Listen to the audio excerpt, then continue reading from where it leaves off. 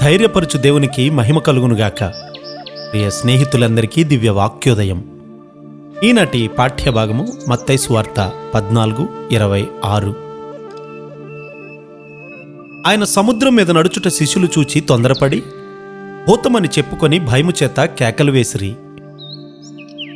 ఉన్న పరిస్థితికి సరిపోయేంతగా నీ విశ్వాసం లేకపోతే భయం కలుగుతుంది. విశ్వాస లేమి యొక్క పర్యవసానం ఇక్కడ కనబడుతూ ఉంది. తుఫాను చేత కొట్టబడుచున్నటువంటి సముద్ర మధ్యలో యేసయ్య నడుచుకుంటూ వస్తూ ఉన్నారు. దీనికి ముందు ఆయన ఏం చేశారు? ఆయన తండ్రితో సమయాన్ని గడిపారు. ప్రజలకు బోధించి 5 రొట్టెలతో వారికి ఆహారం పెట్టి కొండపైకి ఎక్కారు. తనతో తన శిష్యులను తీసుకుని వెళ్ళలేదు. ఎందుకని? ఒంటరి ప్రార్థన యొక్క ఆవశ్యకత వారిలో ఎవ్వరూ కూడా గుర్తించలేదు గనుక. యేసుక్రీస్తు వారి యొక్క విశ్వాసం మీదే వారు జీవిస్తూ నడుస్తూ ఉన్నారు. మనం కూడా ఇతరుల విశ్వాసంపై అనేకసార్లు బ్రతుకుతూ ఉంటాం. మనము విశ్వాసంలో ఎదగట్లేదు, మన విశ్వాసాన్ని కలుపుకోవట్లేదు కూడా. మనము విశ్వాసంలో ఎదిగి మన నాయకుని విశ్వాసాన్ని బలపరుస్తూ ఉంటే సంఘం పెరుగుతుంది.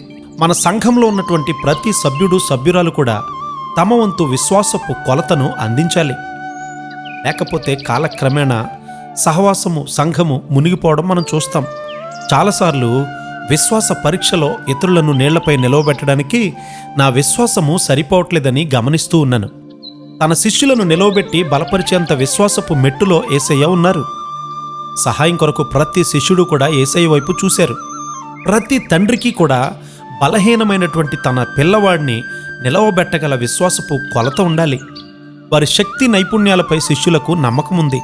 వారు అనుభవం కలిగినటువంటి జాలర్లు. అవసరమైనంత నైపుణ్యం వారికి ఉంది, కానీ అవసరమైనంత విశ్వాసం మాత్రమే వారికి లేదు. నీవు విశ్వాసంలో లేనట్లయితే అకస్మాత్తుగా శోధన వస్తుంది, నీవు పడిపోతావు. ఆ విధంగా క్రీస్తు వారు తనను తాను ప్రదర్శించుకోవడం లేదు. కానీ ఒకసారి దావీదు గారు శోధనకు చోటిచ్చి పడిపోయారు. ఆయన రాజు అయినప్పుడు ప్రతివాడు ఆయనకు లోబడ్డారు. ప్రతివారు యుద్ధానికి వెళ్తే అతడు వాలు కుర్చీలో కూర్చుని ఉన్నాడు. ఒంటరి ప్రార్థనకు వెళ్లాల్సిన వాడు మేడపైన నడవడానికి వెళ్ళాడు. అతడు భయంకరంగా పడిపోవడానికి కారణం అదే కదా. అదే అనేక అనర్థాలకు దారితీసింది కూడా. నీవు మునిగిపోకుండానట్లుగా విశ్వాసంలో ఎదుగు. నిన్ను పడగొట్టడానికి అవకాశం కొరకు సాతాను కనిపెట్టి చూస్తూ ఉన్నాడు. జాగ్రత్త. పడిపోకుండా ఉండే కృపాధన్యత ఆయనే మనకు అనుగ్రహించునుగాక. ఆమెన్.